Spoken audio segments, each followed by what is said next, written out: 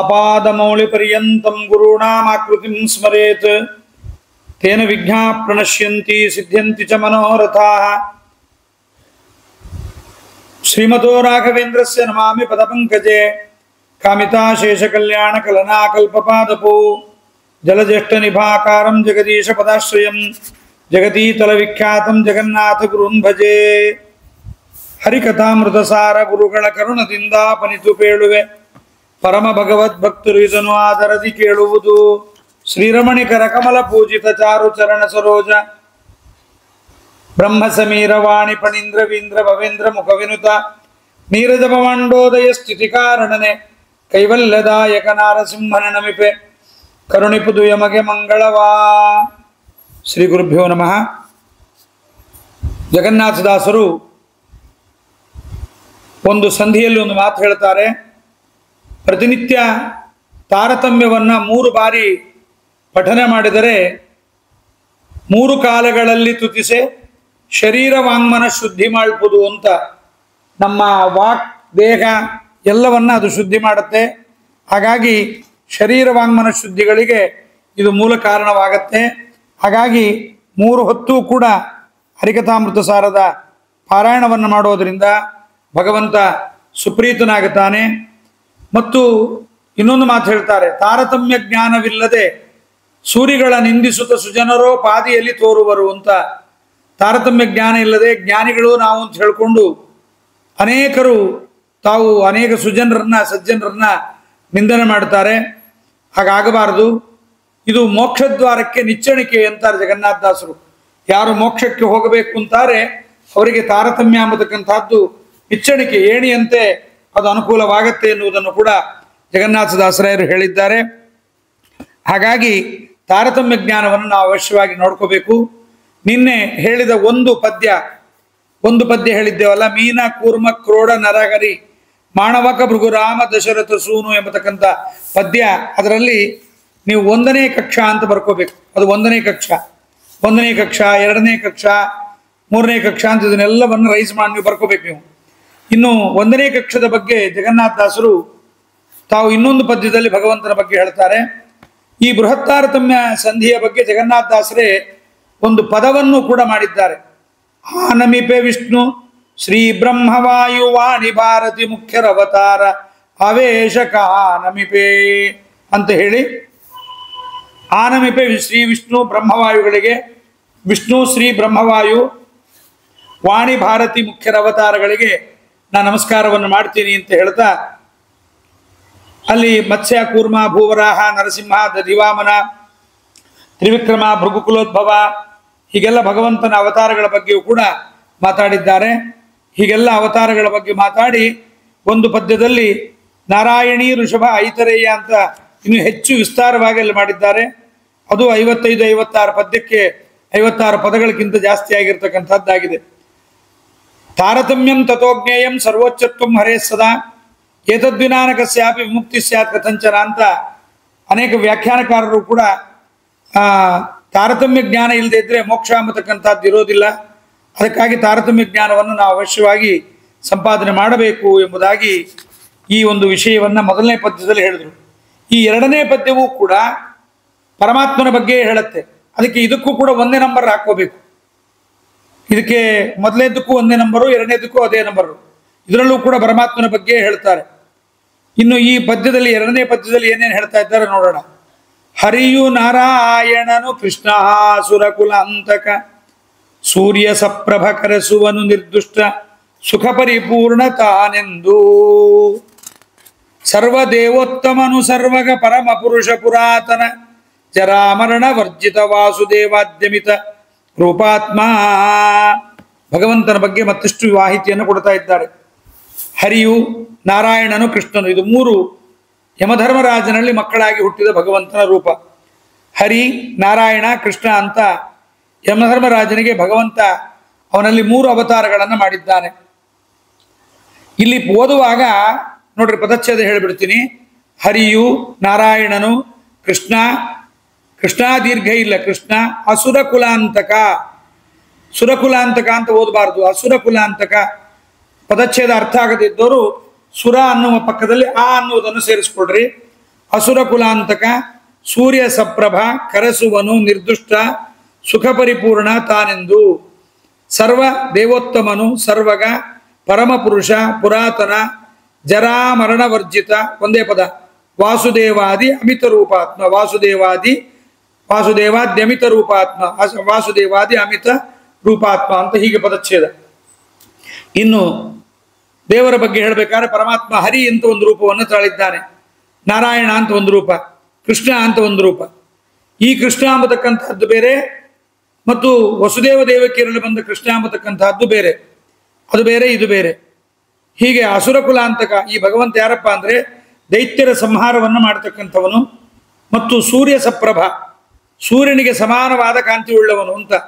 ಸೂರ್ಯನಿಗೆ ಸಮಾನವಾದ ಕಾಂತಿ ಉಳ್ಳವಳಲ್ಲ, ಇನ್ನು ಅನೇಕ ಸೂರ್ಯರ ಕಾಂತಿ ಉಳ್ಳವನು ಈ ಭಗವಂತ. ಅನೇಕ ಕೋಟಿ ಸೂರ್ಯ ಸಮಪ್ರಭನಾಗಿದ್ದಾನೆ ಭಗವಂತ. ಮತ್ತೆ ನಿರ್ದುಷ್ಟನಾಗಿದ್ದಾನೆ ಭಗವಂತ, ದೋಷರಹಿತನಾಗಿದ್ದಾನೆ, ಸುಖ ಪರಿಪೂರ್ಣನಾಗಿದ್ದಾನೆ. ಪರಮಾತ್ಮ ಸುಖದಿಂದ ಪರಿಪೂರ್ಣನಾಗಿದ್ದಾನೆ. ನಾವು ಸುಖದಿಂದ ಪರಿಪೂರ್ಣರಲ್ಲ, ನಮ್ಮ ಜೊತೆಗೆ ದುಃಖವೂ ಸೇರಿದೆ. ಪರಮಾತ್ಮನದು ಹಾಗಲ್ಲ. ಸುಖ ಪರಿಪೂರ್ಣ ತಾನೆಂದು ಪರಮಾತ್ಮ ಕರೆಸ್ತಾನೆ. ಸರ್ವ ದೇವೋತ್ತಮನು, ಪರಮಾತ್ಮ ಎಲ್ಲ ದೇವತೆಗಳಿಗಿಂತ ಉತ್ತಮನಾಗಿದ್ದಾನೆ. ಸರ್ವಗ, ಎಲ್ಲರಲ್ಲೂ ಪರಮಾತ್ಮ ತಾನಿದ್ದಾನೆ, ಎಲ್ಲರ ಒಳಗೆ ತಾನಿದ್ದಾನೆ. ಪರಮಪುರುಷನಾಗಿದ್ದಾನೆ ಪರಮಾತ್ಮ, ಎಲ್ಲರಿಗಿಂತ ಉತ್ತಮನಾಗಿದ್ದಾನೆ, ಕ್ಷರಾಕ್ಷರಕ್ಕಿಂತ ಉತ್ತಮನಾಗಿರ್ತಕ್ಕಂಥವನಾಗಿದ್ದಾನೆ. ಪುರಾತನನಾಗಿದ್ದಾನೆ, ಅನಾದಿ ಕಾಲದಿಂದ ಇದ್ದಾನೆ. ಇವನು ಯಾವತ್ತು, ಇವನ ಡೇಟ್ ಆಫ್ ಬರ್ತ್ ಏನು ಯಾವುದು ಯಾರಿಗೂ ಗೊತ್ತಿಲ್ಲ. ಜೊತೆಗೆ ಪರಮಪುರುಷ, ಪುರಾತನ, ಜರಾಮರಣ ವರ್ಜಿತ. ಯಾಕೆ ನಾವು ದೇವರನ್ನ ಧ್ಯಾನ ಮಾಡಬೇಕು, ಸ್ತೋತ್ರ ಮಾಡಬೇಕು ಅಂದರೆ ದೇವರು ಜರಾಮರಣ ವರ್ಜಿತನಾಗಿದ್ದಾನೆ. ಅವನಿಗೆ ಜರ ಇಲ್ಲ, ಮರಣ ಇಲ್ಲ, ಮುಪ್ಪು ಮತ್ತು ಮರಣ ಎರಡೂ ಇಲ್ಲ. ವಾಸುದೇವಾದಿ ಅಮಂತ ರೂಪನಾಗಿದ್ದಾನೆ. ವಾಸುದೇವನೇ ಮೊದಲಾದ ಅನೇಕ ರೂಪಗಳು ಆ ಭಗವಂತನಲ್ಲಿ ಇದೆ ಎಂಬುದನ್ನ ಈ ಒಂದು ಪದ್ಯದಲ್ಲಿ ನಿರೂಪಣೆ ಮಾಡಿದ್ದಾರೆ. ಇದಕ್ಕೆಲ್ಲ ಮೂಲ ಪದ್ಯಗಳನ್ನು ಜಗನ್ನಾಥದಾಸರು ವಿಠಲಾಚಾರ್ಯರು ಎಂಬತಕ್ಕಂಥವರು ತಾರತಮ್ಯ ಸದ್ರತ್ನಮಾಲ ಅಂತ ಒಂದು ಗ್ರಂಥವನ್ನು ಬರೆದಿದ್ದಾರೆ. ಆ ಒಂದು ಗ್ರಂಥದ ಆ ವಿಚಾರವನ್ನೇ ಇಟ್ಟುಕೊಂಡು ಇದರಲ್ಲೆಲ್ಲ ಬರೆದಿದ್ದಾರೆ ಎಂಬುದನ್ನು ವ್ಯಾಸದಾಸ ಸಿದ್ಧಾಂತ ಕೌಮುದಿಕಾರರು ಮತ್ತು ಭಾವಸೂಚನಾಕಾರರು ಹೀಗೆ ಅನೇಕ ವ್ಯಾಖ್ಯಾನಗಳು ಇದಕ್ಕಿರೋದನ್ನ ನಾವು ನೋಡಬಹುದು. ಹೀಗೆ ಎರಡು ಪದ್ಯಗಳಿಂದ ಮಿತಿಯಿಲ್ಲದೆ ಇರುವ ಗುಣಗಳಿಂದ ಕೂಡಿದ ಭಗವಂತನನ್ನ, ಅವನು ಅಮಿತನಾಗಿರ್ತಕ್ಕಂಥವನು, ಅವನಲ್ಲಿ ಇಷ್ಟು ಮಿತಿ ಅಂತಿಲ್ಲ, ದೋಷ ಇಲ್ಲ ಅವನಲ್ಲಿ, ಗುಣ ಪರಿಪೂರ್ಣನಾಗಿದ್ದಾನೆ, ಜ್ಞಾನ ಪರಿಪೂರ್ಣನಾಗಿದ್ದಾನೆ, ಆನಂದ ಪರಿಪೂರ್ಣನಾಗಿದ್ದಾನೆ. ಎಲ್ಲ ಭಗವಂತನಿಗೆ ಏನೇನು ಹೇಳಿದ್ದಾರೆ ಇವೆಲ್ಲ ಪರಮಾತ್ಮನಲ್ಲಿದೆ. ಸುಖ ಪರಿಪೂರ್ಣನಾಗಿದ್ದಾನೆ, ಸರ್ವ ದೇವೋತ್ತಮನಾಗಿದ್ದಾನೆ, ಸರ್ವಗನಾಗಿದ್ದಾನೆ, ಎಲ್ಲ ಕಡೆಯಲ್ಲೂ ಭಗವಂತ ತಾನಿದ್ದಾನೆ. ಹೀಗೆ ಸರ್ವತ್ರ ಇರತಕ್ಕಂತಹ ಭಗವಂತ ಆ ಪರಮಪುರುಷನಾಗಿದ್ದಾನೆ, ಜರಾಮರಣ ವರ್ಜಿತನಾಗಿದ್ದಾನೆ. ಇವೆಲ್ಲ ಏನು ಭಗವಂತನ ರೂಪಗಳಿದೆ ಅದೆಲ್ಲದರ ಬಗ್ಗೆ ಇಷ್ಟೇ ಅಂತ ಹೇಳಿ ಎರಡು ಪದ್ಯದಲ್ಲಿ ಮುಗಿಸ್ಲಿಕ್ಕಾಗಲ್ಲ. ಯಾರಿಗಾರು ಟೈಮ್ ಇದ್ರೆ ಹರಿಕಥಾಮೃತಸಾರ ತುಂಬಾ ಓದೋ ಹವ್ಯಾಸ ಇದ್ರೆ ನೀವು ದೇವರ ಬಗ್ಗೆ ಎಲ್ಲೆಲ್ಲಿ ಹೇಳಿದ್ದಾರೆ ಅನ್ನೋ ಪದ್ಯಗಳನ್ನು ಸಂಗ್ರಹ ಮಾಡಿ ನೋಡ್ರಿ, ಗೊತ್ತಾಗತ್ತೆ. ಎಲ್ಲವೂ ದೇವರ ಮಹಿಮೆಯೇ, ಹರಿಕಥಾಮೃತವೇ ಎಲ್ಲವೂ ಕೂಡ ಪರಮಾತ್ಮನ ಕಥೆಯೇ ತುಂಬಿದೆ. ಹರಿಕಥಾ ನೀವು ಯಾವುದೇ ತಗೊಳ್ರಿ, ಯಾವುದೇ ಪದ್ಯವನ್ನು ಜಗನ್ನಾಥದಾಸರು ಮಾಡಿದ ಯಾವುದೇ ಒಂದು ಪದ್ಯವನ್ನು ತಗೊಳ್ರಿ, ಅದು ನಿಮಗೆ ಹೆಚ್ಚಿಗೆ ಗೊತ್ತಾಗೋದು ಹರಿಕಥಾಮೃತ ಸಾರದ ಕಖ್ಯಾತಾರತಮ್ಯ ಸಂಧಿಯಲ್ಲಿ. ಯಾವುದೇ ಪದ್ಯ, ಯಾವುದೇ ದೇವತೆಯ ಸ್ತೋತ್ರವೇ ಇರಲಿ, ಅಲ್ಲಿ ದೇವರು ಬಂದೇ ಬರಬೇಕು, ಪರಮಾತ್ಮ ಬರಬೇಕು, ಆ ದೇವತೆಯ ಸ್ತೋತ್ರ ಇರಬೇಕು, ದೇವತೆಯಲ್ಲಿ ನಾವು ಮಾಡುವ ಪ್ರಾರ್ಥನೆ ಇರಬೇಕು. ಇದು ಮೂರನ್ನೂ ಮೇಳೈಸಿ ಜಗನ್ನಾಥದಾಸರು ಹರಿಕಥಾಮೃತ ಸಾರವನ್ನು ಮಾಡ್ತಾರೆ. ನೋಡ್ರಿ, ನಿಮಗೆಲ್ಲ ಪ್ರಸಿದ್ಧವಾಗಿ ಗೊತ್ತಿರತಕ್ಕಂಥದ್ದು ನಾವು ನೋಡ್ತಕ್ಕಂಥದ್ದು ಪ್ರಹ್ಲಾದರಾಜರ ಸ್ತೋತ್ರ. ನೋಡ್ರಿ, ಆ ಸ್ತೋತ್ರದಲ್ಲಿ ಓದಿಸುವ ಗುರುಗಳನ್ನು ಜರೆದು ಸಹೋದರರಿಗುಪದೇಶಿಸಿದ ಮಹದಾದಿ ಕಾರಣ ಸರ್ವಗುಣ ಸಂಪೂರ್ಣ ಹರಿಯಂದು, ಸಂಪೂರ್ಣ ಹರಿಯಂದು ವಾದಿಸುವ ತ್ವತ್ಪತಿಯ ತೋರಿಂದಾದನುಜ ಬೆಸಗೊಳ್ಳಲು ಸ್ತಂಭದಿ ಶ್ರೀಧನಾಕ್ಷಣ ತೋರ್ದ ಪ್ರಹ್ಲಾದ ಸಲಗೆಮ್ಮ.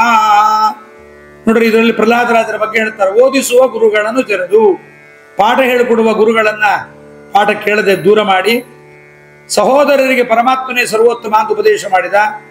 ಏನಂತ? ಸಹೋದರರಿಗೆ ಉಪದೇಶಿಸಿದ ಸರ್ವಗುಣ ಸಂಪೂರ್ಣ ಹರಿಯೆಂದು, ಸರ್ವಗುಣ ಸಂಪೂರ್ಣನಾಗಿದ್ದಾನೆ ಪರಮಾತ್ಮ ಎಂಬುದಾಗಿ ಉಪದೇಶವನ್ನು ಮಾಡಿದ್ದಾನೆ.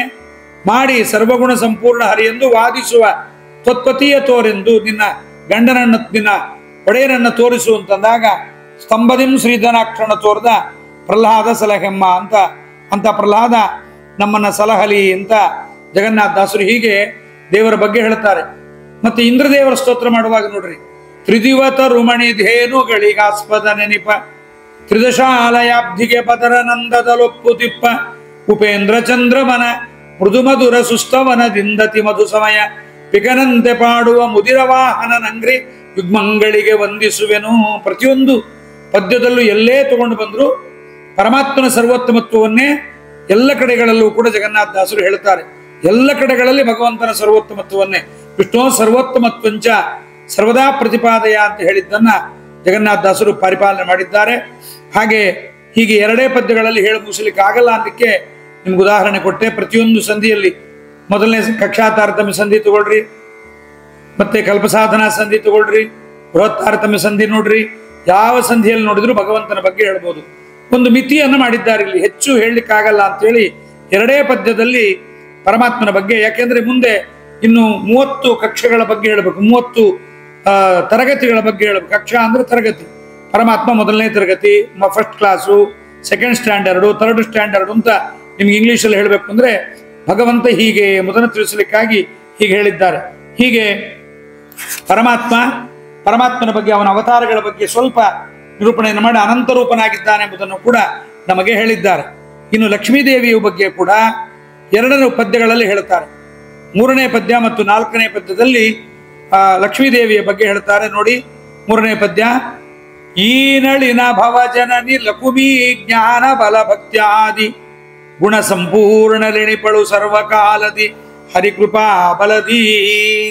ಹೀನಳಿಣಿಪಳು ಸರ್ವಕಾಲದಿ ಹೀನಳೆಣಿಪಳು ಅನಂತ ಗುಣದಿ ಪುರಾಣ ಪುರುಷಗೆ ಪ್ರಕೃತಿಗಿನ್ನು ಸಮಾನರಿಸುವರಿಲ್ಲ ಮುಕ್ತ ಸುರರೊಳಗೆ. ಈ ನಳಿನ ಭವ ಜನನಿ, ನಳಿನ ಭವ ಜನನಿ. ನಳಿನ ಭವ ಅಂದ್ರೆ ಕಮಲದಲ್ಲಿ ಹುಟ್ಟಿರತಕ್ಕಂತಹ ಬ್ರಹ್ಮದೇವರು. ನಳಿನ ಅಂದ್ರೆ ಕಮಲ, ಆ ಕಮಲದಲ್ಲಿ ಹುಟ್ಟಿರತಕ್ಕಂತಹ ಭವ ಹುಟ್ಟಿರತಕ್ಕಂತಹ ಬ್ರಹ್ಮದೇವರು. ಆ ಬ್ರಹ್ಮದೇವರಿಗೆ ಲಕ್ಷ್ಮೀದೇವಿ ಏನಾಗಿದ್ದಾಳೆ? ಜನನಿ ಆಗಿದ್ದಾಳೆ. ಅದಕ್ಕೆ ಎಷ್ಟು ಜ್ಞಾಪಿಸ್ತಾರೆ ನೋಡ್ರಿ ಜಗನ್ನಾಥದಾಸರು. ನಳಿನ ಭವ ಜನನಿ, ಈ ನಳಿನ ಭವ ಜನನಿ, ಕಮಲದಲ್ಲಿ ಹುಟ್ಟಿದ ಬ್ರಹ್ಮನ ಜನನಿ ಅಂದ್ರೆ ಬ್ರಹ್ಮದೇವರು ಪರಮಾತ್ಮನ ಮಡದಿಯಾದ ಲಕ್ಷ್ಮೀದೇವಿಗೆ ಮಗ. ಇವರೇ ಸರ್ವೋತ್ತಮರಲ್ಲ, ಬ್ರಹ್ಮದೇವರೇ ಸರ್ವೋತ್ತಮರಲ್ಲ ಎಂಬುದನ್ನ ತಿಳಿಯಬೇಕು ಎಂಬುದನ್ನ ನಾವಿಲ್ಲಿ ಅರ್ಥ ಮಾಡ್ಕೋಬೇಕು. ಬಲ ಭಕ್ತ್ಯಾದಿ ಗುಣ ಸಂಪೂರ್ಣ ಲೆಣಿಪಡು ಸರ್ವಕಾಲದಿ ಹರಿಕೃಪಾ ಬಲದಿ. ಹೀನ ಲೆಣಿಪಳನಂತ ಗುಣದಿ ಪುರಾಣ ಪುರುಷಗೆ ಪ್ರಕೃತಿಗಿನ್ನು ಸಮಾನರೆನಿಸುವರಿಲ್ಲ ಮುಕ್ತ ಸುರರೊಳಗೆ. ಪದಚ್ಛೇದ. ಈ ನಳಿನ ಭವ ಜನನಿ ಲಕುಮಿ ಜ್ಞಾನ ಬಲ ಭಕ್ತಿ ಆದಿ ಗುಣ ಸಂಪೂರ್ಣ ಲೆಣಿಪಳು ಅನಂತ ಗುಣದಿ ಪುರಾಣ ಪುರುಷಗೆ ಪ್ರಕೃತಿಗಿನ್ನು ಸಮಾನರೆಣಿಸುವರಿಲ್ಲ ಮುಕ್ತ ಸುರರೊಳಗೆ. ಲಕ್ಷ್ಮೀದೇವಿಯ ಬಗ್ಗೆ ಹೇಳ್ತಾ ಇದ್ದಾರೆ. ಈ ಪದ್ಯಕ್ಕೆ 2ನೇ ನಂಬರನ್ನು ಹಾಕ್ಕೊಳ್ರಿ. 2ನೇ ಕಕ್ಷ ಅಂತ ಇದಕ್ಕೆ 2ನೇ ಕಕ್ಷ. 1ನೇ ಕಕ್ಷ ಪರಮಾತ್ಮ 2 ಪದ್ಯ ಆಯಿತು. ಇನ್ನು 2 ಪದ್ಯಗಳಿಂದ ಪರಮಾತ್ಮನ ಮಡದಿಯಾದ ಲಕ್ಷ್ಮೀದೇವಿಯ ಸ್ತೋತ್ರ ಮಾಡ್ತಾ ಇದ್ದಾರೆ. ಈ ನಳಿನ ಭವ ಜನನಿ. ನಳಿನ ಅಂದ್ರೆ ಕಮಲದಲ್ಲಿ ಭವ ಹುಟ್ಟಿದ ಬ್ರಹ್ಮ, ಅವನ ಜನನಿ ತಾಯಿ. ಯಾರವಳು ಅಂದ್ರೆ ಬೇರೆ ಯಾರು ಅಲ್ಲ, ಲಕ್ಷ್ಮೀದೇವಿ ಅಂತ. ಲಕುಮಿ ಎಂತವಳಪ್ಪ ಅಂತಂದ್ರೆ ಲಕ್ಷ್ಮೀದೇವಿ ಜ್ಞಾನ ಬಲ ಭಕ್ತ್ಯಾದಿ ಗುಣ ಸಂಪೂರ್ಣಳೆನಿಸುವಳು. ಜ್ಞಾನ ಬಲ ಗುಣ ಇದರಿಂದ ಎಲ್ಲದರಿಂದ ಪರಿಪೂರ್ಣರಾಗಿರ್ತಕ್ಕಂಥವಳು ಅಂತ ನಾವು ನಿನ್ನೆ ನೋಡಿದ್ದೇವೆ. ಲಕ್ಷ್ಮೀದೇವಿಯ ಬಗ್ಗೆ ಓದುವಾಗ ನಿನ್ನೆ ಹೇಳಿದ್ದೇನೆ, ಪರಮಾತ್ಮನಂತೆ ನಿತ್ಯ ಮುಕ್ತಳಾಗಿದ್ದಾಳೆ. ಎಂದೂ ಸಂಸಾರದ ದುಃಖವನ್ನ ಲಕ್ಷ್ಮೀದೇವಿ ಅನುಭವಿಸಿದವಳಲ್ಲ. ಪರಮಾತ್ಮನಂತೆ ಸಹಸ್ರ ಶೀರ್ಷಗಳು ಸಹಸ್ರಾಕ್ಷಳಾಗಿದ್ದಾಳೆ. ಅವನಂತೆ ಸರ್ವ ದೇಶ ಕಾಲಗಳಲ್ಲಿ ವ್ಯಾಪ್ತಳಾಗಿದ್ದಾಳೆ. ಸಕಲ ಗುಣಪೂರ್ಣಳಾಗಿದ್ದಾಳೆ, ಸರ್ವಜ್ಞಳಾಗಿದ್ದಾಳೆ, ಸರ್ವಶಕ್ತಳಾಗಿದ್ದಾಳೆ. ಇಷ್ಟೆಲ್ಲ ಇದ್ರೂ ಕೂಡ ಪರಮಾತ್ಮನಿಗೆ ಅಧೀನಳಾಗಿದ್ದಾಳೆ. ಅವನಿಗೆ ನಿತ್ಯಾವಿಯೋಗಿನಿಯಾದ ಪ್ರೀತಿಯ ಪತ್ನಿ ಲಕ್ಷ್ಮೀದೇವಿ. ಅವಳ ಆವೇಶವಿಲ್ಲದೆ ಇರತಕ್ಕಂತಹ ಸ್ತ್ರೀ ಪರಮಾತ್ಮನ ಅಂಗಸಂಗವನ್ನು ಮಾಡ್ಲಿಕ್ಕೆ ಆಗೋದಿಲ್ಲ. ಎಲ್ಲರಲ್ಲೂ ಲಕ್ಷ್ಮೀದೇವಿ ಆವೇಶ ಸ್ತ್ರೀಯರಲ್ಲಿ ಇದ್ದೇ ಇರುತ್ತೆ. ಲಕ್ಷ್ಮಿ ಅಂಶ ಒಂದು ಲಕ್ಷ್ಮೀದೇವಿ ಇದ್ದೇ ಇರ್ತಾಳೆ. ಪ್ರಕಟವಾಗೋದಿಲ್ಲ ಎಂಬುದನ್ನು ನಾವು ತಿಳ್ಕೋಬೇಕು. ಇನ್ನು ಪರಶುಕ್ಲರು ಅಂತಿದ್ದಾರೆ 3 ಜನ, ಪರಮಾತ್ಮ, ಲಕ್ಷ್ಮೀದೇವಿ, ಬ್ರಹ್ಮವಾಯುಗಳು, ಸರಸ್ವತಿ ಭಾರತೀ ದೇವಿಯರು ಅಂತ. ಪರಮಾತ್ಮನ ಬಿಟ್ಟು ಇವರು ಲಕ್ಷ್ಮೀದೇವಿ, ಇವರೆಲ್ಲರೂ ಕೂಡ ಪರಶುಕ್ಲ ಪರಮಾತ್ಮನಲ್ಲಿ ಎಂದೂ ವಿರೋಧ ಮಾಡತಕ್ಕಂಥವಳಲ್ಲ, ಎಂದೂ ಪರಮಾತ್ಮನಿಗೆ ವಿರೋಧ ಮಾಡೋದಿಲ್ಲ. ನಾವು ಗಂಡಂಗೆ ಬೈಕೋತೀವಿ, ಎದುರು ಬೈದೇ ಇದ್ರು ಇನ್ನೊಬ್ಬರ ಎದುರಿಗೆ ಬೈತೀವಿ, ನಾನಾಗಿರೋದಕ್ಕೆ ಸಂಸಾರ ಮಾಡ್ತೀನಿ ಅಂತೀವಿ. ಲಕ್ಷ್ಮೀದೇವಿ ಹಾಗೆ ಅನ್ನೋದಿಲ್ಲ. ಅದಕ್ಕೆ ಲಕ್ಷ್ಮೀದೇವಿ ಬಗ್ಗೆ ಜಗನ್ನಾಥ ದಾಸರು ಹೇಳ್ತಾರೆ, ಪಾದಪನೆ ಈತನಿಗೆ ಪತ್ನಿ ಕೃಪೋದದಿಯು ಸ್ವೀಕರಿಸಿದನಲ್ಲದೆ ಲೋಕಪಾಲಕ ಭಿಕ್ಷುಕನ ಮನೆಯ ಔತಣ ಕೊಂಡಂತೆ. ಲಕ್ಷ್ಮೀದೇವಿ ಅಂತಾಳಂತೆ, ಇವನಿಗೆ ಮಡದಿಯಾಗುವ ಯೋಗ್ಯತೆ ನನಗಿಲ್ಲ, ಅನುಗ್ರಹ ಮಾಡಿದ ನನ್ನ ಮದುವೆಯಾಗಿದ್ದಾನೆ ಪರಮಾತ್ಮ, ರಾಜ ಭಿಕ್ಷುಕನ ಮನೆಯಲ್ಲಿ ಊಟ ಮಾಡಿದಂತಾಗಿದೆ ನನ್ನ ಯೋಗ್ಯತೆ, ನಾನು ಅಲ್ಪಳು, ಆದರೂ ನನ್ನನ್ನು ಪರಮಾತ್ಮ ಸ್ವೀಕಾರ ಮಾಡಿದ್ದಾನೆ ಎಂಬುವ ಮಾತನ್ನ ಲಕ್ಷ್ಮೀದೇವಿ ಅಂತಾಳೆ. ಎಂದಿಗೂ ಪರಮಾತ್ಮನಿಗೆ ವಿರೋಧವನ್ನ ಮಾಡುವುದೇ ಇಲ್ಲ ಲಕ್ಷ್ಮೀದೇವಿ. ಪರಮಾತ್ಮನ ಉಪಾಸನೆಯನ್ನು ಮಾಡುವುದರಲ್ಲಿ ಮೊದಲ ಪ್ರತಿಮೆಯಾಗಿದ್ದಾಳೆ. ಅವಳನ್ನು ಬಿಟ್ಟು, ಕೇವಲ ಲಕ್ಷ್ಮೀದೇವಿಯನ್ನು ಬಿಟ್ಟು ಪರಮಾತ್ಮನನ್ನು ಮಾತ್ರ, ಅಥವಾ ಪರಮಾತ್ಮನನ್ನು ಮಾತ್ರ ಮಾಡಿ ಲಕ್ಷ್ಮೀದೇವಿಯನ್ನ ಬಿಟ್ಟು ಆ ಉಪಾಸನೆಯನ್ನ ಮಾಡಬಾರದು. ಹಾಗೆ ಮಾಡಿದ್ರೆ ಪರಮಾತ್ಮ ಸ್ವೀಕಾರ ಮಾಡಲ್ಲ, ಲಕ್ಷ್ಮೀದೇವಿನೂ ಸರಿಯಾದ ಫಲವನ್ನು ಕೊಡೋದಿಲ್ಲ. ಆದ್ರಿಂದ ಪರಮಾತ್ಮ ಲಕ್ಷ್ಮೀದೇವಿ ಭೂತ್ಯೈ ನಿಜಾಶ್ರಿತ ಜನಸ್ಯ ಈ ಸೃಜ್ಯ ಸೃಷ್ಟವು ಅಂತಾರೆ. ಈ ಜಗತ್ತಿನ ಸೃಷ್ಟಿ ಲಕ್ಷ್ಮೀದೇವಿಯ ಸಂತೋಷಕ್ಕೋಸ್ಕರವಾಗಿ ಪರಮಾತ್ಮ ಜಗದ್ ವ್ಯಾಪಾರವನ್ನು ಮಾಡುತ್ತಾನೆ. ಪರಮಾತ್ಮನ ಕಟಾಕ್ಷ ಬಲದಿಂದ ಲಕ್ಷ್ಮೀದೇವಿ ವೃತ್ತಿಪ್ರಕಾಶ ನೇಮಾವೃತಿ ಬಂಧ ಮೋಕ್ಷಾ ಯಸ್ಯ ಅಪಾಂಗಲವ ಮಾತೃತ ಊರ್ಜಿತ ಸಾ ಶ್ರೀಗಿ ಯತ್ ಕಟಾಕ್ಷ ಬಲವತಿ ಅಜಿತಂ ನಮಾಮಿ ಅಂತ ಪರಮಾತ್ಮನ ಅನುಗ್ರಹದ ಬಲದಿಂದ ಲಕ್ಷ್ಮೀದೇವಿ ತಾನು ಜಗತ್ತಿನ ಎಲ್ಲ ವ್ಯಾಪಾರವನ್ನು ಮಾಡ್ತಾಳೆ. ಅವಳಿಗೆ ಪ್ರಾಕೃತ ಶರೀರ, ನಮ್ಮಂತೆ ವಾಸನೆ ಬರುವ ಮತ್ತೆ ಜರಾಮರಣಗಳಿಂದ ಕೂಡಿದ ಮುಪ್ಪು ಇವೆಲ್ಲದರಿಂದ ಕೂಡಿದ ದೇಹ ಲಕ್ಷ್ಮೀದೇವಿಗಿಲ್ಲ. ಪ್ರಕೃತಿಗೆ ಅಭಿಮಾನಿಯಾಗಿದ್ದಾಳೆ. ತಾನೇ ಪ್ರಕೃತಿಯಿಂದ ಸಂಸಾರ ಜೀವರನ್ನ ಪರಮಾತ್ಮನ ಮಡದಿಯಾದ ಲಕ್ಷ್ಮೀದೇವಿ ತಾನು ಸಂಸಾರ ಜೀವರನ್ನ ಬಂಧಿಸ್ತಾಳೆ, ಬಂಧನದಿಂದ ಬಿಡಿಸ್ತಕ್ಕಂಥವಳಾಗಿದ್ದಾಳೆ. ಮ್ಯೂಟ್ ಮಾಡ್ಕೊಳ್ರಿ ಎಲ್ಲರೂ ಪ್ಲೀಸ್. ಇದಿಷ್ಟು ಲಕ್ಷ್ಮೀದೇವಿಯ ಬಗ್ಗೆ ನಾವು ತಿಳಿಯಬೇಕಾದ ವಿಚಾರ. ಗುಣಸಂಪೂರ್ಣಳೆ ನಿಪಳು ಸರ್ವಕಾಲದಿ, ಇವಳು ಗುಣಸಂಪೂರ್ಣಳಾಗಿದ್ದಾಳೆ. ಜಗತ್ತಿನ ವ್ಯಾಪಾರಗಳನ್ನೆಲ್ಲವನ್ನು ಮಾಡ್ತಾಳೆಂದು ಸ್ವತಂತ್ರಳಾಗಲ್ಲ, ಪರಮಾತ್ಮನ ಕೃಪಾಬಲದಿಂದ ಲಕ್ಷ್ಮೀದೇವಿ ಇದೆಲ್ಲವನ್ನು ಮಾಡ್ತಾ ಇದ್ದಾಳೆ ಅಂತ ಹೇಳ್ತಾರೆ. ಇನ್ನೊಂದು ಜಗನ್ನಾಥ ದಾಸರು ಈ ಬೃಹತ್ತಾರತಮ್ಯ ಸಂಧಿಯಲ್ಲಿ ಮಾಡುವ ಮತ್ತೊಂದು ಕೆಲಸ, ಪರಮಾತ್ಮನಿಗಿಂತ ಯಾರ್ಯಾರು ಎಷ್ಟೆಷ್ಟು ಗುಣ ಕಡಿಮೆ, ಯಾರಿಗಿಂತ ಯಾರು ಗುಣ ಕಡಿಮೆ ಎಂಬುದನ್ನು ಕೂಡ ಈ ಸಂಧಿಯಲ್ಲಿ ಹೇಳ್ತಾರೆ. ಹೀನಲೆಣಿಪಳು ಅನಂತ ಗುಣದಿ ಪುರಾಣ ಪುರುಷಗೆ, ಪರಮಾತ್ಮನಿಂದ ಅನಂತಾನಂತ ಗುಣಗಳಿಂದ, ಅನಂತಾನಂತ ಕೋಟಿ ಗುಣಗಳಿಂದ ಲಕ್ಷ್ಮೀದೇವಿ ಕಡಿಮೆ. ಅನಂತಾನಂತ ಗುಣಗಳಿಂದ, ಪರಮಾತ್ಮನ ಗುಣಗಳನ್ನ ಅನಂತ ಅಂತ ಇಟ್ಕೊಂಡ್ರೆ ಇವಳು ಅನಂತ ಗುಣದಿಂದ ಕಡಿಮೆ ಆಗಿದ್ದಾಳೆ ಲಕ್ಷ್ಮೀದೇವಿ. ಪುರಾಣ ಪುರುಷಗೆ ಪ್ರಕೃತಿಗಿನ್ನೂ ಸಮಾನರೆಣಿಸುವರಿಲ್ಲ, ಲಕ್ಷ್ಮೀದೇವಿಗೆ ಸಮಾನರಾದವರು ಯಾರೂ ಇಲ್ಲ. ಮುಕ್ತರಾಗ್ಬಿಟ್ಟ ಮೇಲಾದ್ರೂ ಪರಮಾತ್ಮನಿಗೆ ಸಮಾನರಾದವರಾಗಬಹುದಾ? ಮುಕ್ತರಾದ ಮೇಲೆ ಅವೆಲ್ಲ ಒಂದೇ ಆಗ್ಬಿಡ್ಬೋದಾ ಅಂತ ಅನೇಕರಿಗೆ ಅಜ್ಞಾನ ಇರುತ್ತೆ. ಮೋಕ್ಷವನ್ನು ಹೊಂದಿದ್ರು ಅಷ್ಟೇ, ಮೋಕ್ಷ ಹೊಂದದೇ ಇದ್ರು ಅಷ್ಟೇ, ಎಲ್ಲ ಕಾಲಗಳಲ್ಲಿ ನಾವು ಪರಮಾತ್ಮನ ಲಕ್ಷ್ಮೀದೇವಿ ಅಧೀನರೇ ಆಗಿರ್ತೇವೆ. ಆದ್ರಿಂದ ಅದಕ್ಕೆ ಜಗನ್ನಾಥ ದಾಸರು ಮುಕ್ತ ಗಣವಿನುತೆ, ನಿತ್ಯ ಮುಕ್ತಳೆ ನಿರ್ವಿಕಾರಣೆ, ನಿತ್ಯ ಸುಖ ಸಂಪೂರ್ಣ, ನಿತ್ಯ ಜಗದಾಧಾರೆ, ಮುಕ್ತ ಗಣವಿನುತೆ ಅಂತ ಆಕೆಯನ್ನು ಸ್ತೋತ್ರ ಮಾಡಿದ್ದಾರೆ. ಇದಾದ ಮೇಲೆ ಇದು 3ನೇ ಪದ್ಯದಲ್ಲಿ ಸಮಾನರೆನಿಸುವರಿಲ್ಲ ಮುಕ್ತ ಸುರರೊಳಗೆ. ದೇವತೆಗಳು ಎಂದು ಪರಮಾತ್ಮನಿಗೆ ಲಕ್ಷ್ಮೀದೇವಿಗೆ ಸಮಾನರಾಗೋದಿಲ್ಲ, ಯಾವತ್ತೂ ಒಂದೇ ತರನಾಗಿರ್ತಾರೆ ಎಂಬುದನ್ನು ನಾವು ತಿಳಿಯಬೇಕು. ಇನ್ನು ಮಹಾಲಕ್ಷ್ಮಿಯ ರೂಪಗಳು ಯಾವುದು ಎಂಬುದನ್ನ ಇದರಲ್ಲಿ ಮುಂದೆ ಹೇಳ್ತಾರೆ. ಇವಾಗ ಹೇಗೆ ಪರಮಾತ್ಮನನ್ನ ಮೀನ, ಕೂರ್ಮ, ವರಾಹ ಅಂತೆಲ್ಲ ನಾವು ನೋಡಿದ್ವಲ್ಲ, ಹಾಗೆ ಲಕ್ಷ್ಮೀದೇವಿಯ ಕೆಲವೊಂದು ರೂಪಗಳನ್ನು ಹೆಸರಿಸ್ತಾರೆ. ಗುಣಗಳತ್ರಯ ಮಹಾನಿ ಶ್ರೀ ಕುಂಭಿಣಿ ಮಹಾದುರ್ಗಾಂಭ್ರಿಣಿ, ರುಕ್ಮಿಣಿಯು ಸತ್ಯಾಶಾಂತಿ ಕೃತಿ ಜಯ ಮಾಯ ಮಹಾಲಕುಮಿ, ಜನಕಜ ಕಮಲಾಲಯ ದಕ್ಷಿಣೆಯು ಪದ್ಮಾ ತ್ರಿಲೋಕೇಶ್ವರಿ, ಅಣುಮಹತ್ತಿನೊಳಿದ್ದು ಉಪಮಾರಹಿತಳೆನಿಸುವಳು. ಮಹಾಲಕ್ಷ್ಮಿ, ಶ್ರೀ, ಕುಂಭಿಣಿ, ಭೂ, ಮಹಾದುರ್ಗಾ ಎಂಬತಕ್ಕಂಥ ರೂಪಗಳಿಂದ ಗುಣತ್ರಯಗಳಿಗೆ ಅಭಿಮಾನಿಯಾಗಿದ್ದಾಳೆ. ಸಾತ್ವಿಕ, ರಾಜಸ, ತಾಮಸ ಗುಣಗಳಿಗೆ ಈಕೆ ಅಭಿಮಾನಿಯಾಗಿದ್ದಾಳೆ.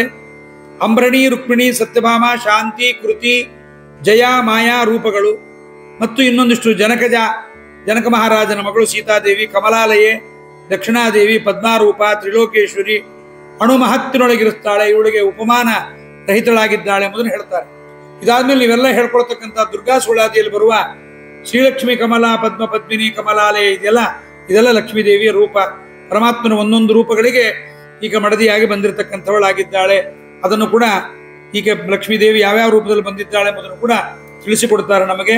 ಪರಮಾತ್ಮನ ಮಡದಿಯಾಗಿರತಕ್ಕಂಥವಳು ಈಕೆ ಶ್ರೀ ಎಂಬತಕ್ಕಂಥವಳು ದೇವರಿಗೆ ಪ್ರಳಯ ಕಾಲದಲ್ಲಿ ನೀರಾಗಿರುತ್ತಾಳೆ. ಕುಂಭಿಣಿ ಎಂಬತಕ್ಕಂಥವಳು ಒಡಪತ್ರ ರೂಪಳಾಗಿ ದೇವರಿಗೆ ಮಲಗಲಿಕ್ಕೆ ಜಾಗವನ್ನು ಮಾಡಿಕೊಳ್ತಾಳೆ. ಮಹಾದುರ್ಗ ಅಂತ ಪ್ರಳಯ ಕಾಲದಲ್ಲಿ ಅಂಧಕಾರ, ಮಲಗಬೇಕಾದ್ರೆ ಕತ್ಲೆ ಬೇಕು. ಕೆಲವರಿಗೆ ಕತ್ಲೆ ಇದ್ರೆ ನಿದ್ದೆ ಬರಲ್ಲ, ಲೈಟ್ ಹಾಕೋತಾರೆ. ಆದರೆ ದೇವರ ಒಂದು ಸೃಷ್ಟಿಯನ್ನು ಮಾಡಿದ್ದಾನೆ. ಅದು ಕತ್ತಲೆ ಬಂದರೆ ಒಂದು ರಸಾಯನ ಕೆಮಿಕಲ್ ತಲೆಯಲ್ಲಿ ರೈಸ್ ಆಗುತ್ತೆ. ಆ ರೈಸ್ ಆಗೋದ್ರಿಂದ ಒಳ್ಳೆ ನಿದ್ದೆ ಬರುತ್ತೆ. ಲೈಟ್ ಹಾಕೊಂಡ್ರೆ ಬರೋದಿಲ್ಲ, ಕೆಲವರಿಗೆ ಅಭ್ಯಾಸ ಅದು. ಆದ್ರೆ ಇಲ್ಲಿ ಹಾಗಲ್ಲ. ಪರಮಾತ್ಮನು ಕೂಡ ಪ್ರಳಯದಲ್ಲಿ ದುರ್ಗಾದೇವಿಯನ್ನ ತಾನು ಅಂಧಕಾರಕ್ಕಾಗಿ ಮಾಡಿದ್ದಾನೆ ಅಂತ ಸಂಕರ್ಷಣ ಒಡೆಯರ ವ್ಯಾಖ್ಯಾನದಲ್ಲಿ ಹೇಳ್ತಾರೆ.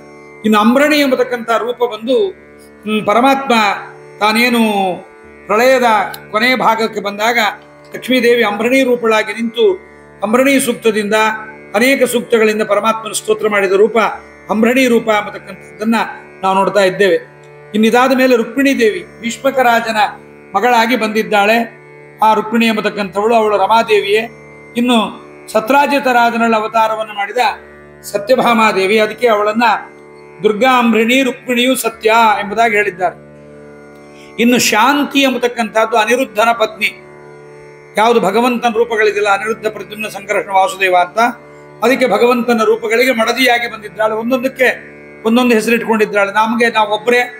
ನಾವೊಬ್ಬರೇ ನಮ್ಗೆ ಬೇರೆ ಹೆಸರಿಲ್ಲ, ಬೇರೆ ಅವತಾರಗಳು ಇಲ್ಲ. ಪರಮಾತ್ಮ ಹಾಗಲ್ಲ, ಎಷ್ಟು ಅವತಾರ ಬೇಕಾದ್ರೆ ಮಾಡ್ತಾನೆ. ಹೆಂಡತಿಗೆ ತಾನು ಎಷ್ಟು ರೂಪದಿಂದ ಬೇಕಾದ್ರೆ ಯಾವ ರೂಪದಿಂದ ಕರಿತೀವಿ. ನಾವು ಕರೆದ್ರೆ ಬಾ ಹೋಗು ಅಂತ ಯಾವುದೋ ಒಂದು ಹೆಸರಿದ್ರೆ ಕರಿತೀವಿ. ಲಕ್ಷ್ಮೀದೇವಿ ಪರಮಾತ್ಮ ಆಗಲ್ಲ, ಅನಿರುದ್ಧನಾಗ್ತಾನೆ. ಶಾಂತಿ ಅಂತ ಲಕ್ಷ್ಮೀದೇವಿಗೆ ಹೆಸರಿಡ್ತಾನೆ. ಪ್ರದ್ಯುಮ್ನಾಗ್ತಾನೆ, ಕೃತಿ ಅಂತ ಆಗ್ತಾನೆ. ಕೃತಿರಮಣ ಪ್ರದ್ಯುಮ್ನ ನಂದನೆ ಅಂತ ಹರಕತಾಂಸಾರದ ಮೊದಲನೇ ಸಂಧಿಲಿ ಹೇಳಿದ್ದನ್ನು ನೀವೆಲ್ಲ ಕೇಳಿದ್ದೀರಿ. ಇನ್ನು ಜಯ ಸಂಕರ್ಷಣನ ಪತ್ನಿಯಾಗಿದ್ದಾಳೆ. ಮಾಯಾ ವಾಸುದೇವನ ಪತ್ನಿಯಾಗಿದ್ದಾಳೆ. ಮಹಾಲಕ್ಷ್ಮಿ ಮೂಲ ರಾಮಾಯಣ ಮೂಲರೂಪಿ ನಾರಾಯಣನ ಮಡದಿಯಾಗಿದ್ದಾಳೆ. ಜನಕರಾಯನ ಮನೆಯಲ್ಲಿ ಅವತಾರ ಮಾಡಿದ್ದಾಳೆ ಸೀತಾದೇವಿ, ರಾಮದೇವರ ಪತ್ನಿ. ಕಮಲಾಲಯ ಇವಳು ಮಧುಸೂದನನ ಪತ್ನಿ. ಮಧುಸೂದನ ಅಂತ ಪರಮಾತ್ಮನ ರೂಪ ಇದೆ, ಅವಳ ಪತ್ನಿಯಾಗಿದ್ದಾಳೆ. ದಕ್ಷಿಣ ಯಜ್ಞನಾಮಕನಾದ ಪರಮಾತ್ಮನ ಪತ್ನಿ. ಇದು ಹರಿವಂಶದ ಕಥೆ ಕೇಳಿದವರಿಗೆ ಈ ದಕ್ಷಿಣ ರೂಪದ ಕಥೆ ಗೊತ್ತಾಗತ್ತೆ. ಅಲ್ಲಿ ಹರಿವಂಶದಲ್ಲಿ ನಾರದರು ಬಂದು ಆಶ್ಚರ್ಯೋಸಿ ಧನ್ಯೋಸಿ ಅಂತ ನಾರದರು ಬಂದು ಪರಮಾತ್ಮನಿಗೆ ರೈವತೆ ಪರ್ವತದಲ್ಲಿ ಕೂತಾಗ ನಾರದರಂತಾರೆ. ಆಗ ಪರಮಾತ್ಮ ದಕ್ಷಿಣಾಭಿಸ್ಸಾಕಂ ಅಂತಾನೆ. ಕೂರ್ಮೋ ದೃಷ್ಟ ಅಂತ ಗಂಗಾ ನದಿಯನ್ನ, ಒಂದು ಆಮೆಯನ್ನು ನೋಡ್ತಾರೆ. ತಾರತಮ್ಯ ಬರುತ್ತೆ. ಅಲ್ಲಿ ದಕ್ಷಿಣಾದೇವಿಯ ಬಗ್ಗೆ ಹೇಳ್ತಾರೆ. ಪರಮಾತ್ಮನ ಒಂದು ರೂಪವೂ ಕೂಡ ಇದು ದಕ್ಷಿಣಾ ಯಜ್ಞ ಎಂಬತಕ್ಕಂಥದ್ದು ಪರಮಾತ್ಮನ ಒಂದು ಶ್ರೇಷ್ಠವಾಗಿರತಕ್ಕಂಥ ಅರ್ಧನಾರಿ ರೂಪ. ಇನ್ನು ಪದ್ಮ ಎಂಬತಕ್ಕಂಥದ್ದು ಗೋವಿಂದನ ಪತ್ನಿ, ಅಂದ್ರೆ 24 ಕೇಶವಾದಿ ಚತುರ್ಮುಷಿತ ರೂಪದಲ್ಲಿ ಬರ್ತಕ್ಕಂಥ ಪತ್ನಿ. ಇನ್ನಿದಾದ ಮೇಲೆ ಪದ್ಮ ಎಂಬತಕ್ಕಂಥದ್ದು ವ್ಯಾಖ್ಯಾನಕಾರ ಬರೀತಾರೆ. ಪದ್ಮ ಎಂಬತಕ್ಕಂಥ ರೂಪ ನಮ್ಮ ಭೃಗು ಋಷಿಗಳ ಮಗಳಾಗಿ ಹುಟ್ಟಿದ್ದು ಅಂತ ಪರಮಾತ್ಮನಿಗೆ ಮಡದಿಯನ್ನ ಕೊಟ್ಟಿದ್ದಾರೆ ಭೃಗು ಋಷಿಗಳು. ಅಳಿಯನಿಗೆ ಮಗಳನ್ನ ಕೊಟ್ಟಿದ್ರು, ಒದ್ರು ಭೃಗು ಋಷಿಗಳು. ಎಂಥ ಮಾವ ಅಳಿಯ ನೋಡ್ರಿ. ಇದೆಲ್ಲ ಹಳೆಯ ಮಾವಂದರ ಜಗಳ. ದಕ್ಷ ಪ್ರಜಾಪತಿ, ರುದ್ರದೇವರು, ಈ ಭೃಗು ಋಷಿಗಳು ತನ್ನ ಮಗಳನ್ನು ಕೊಟ್ಟಿದ್ದು, ಒದ್ದದ್ದು ದೇವರಿಗೆ, ಇವೆಲ್ಲ ಇದೆ.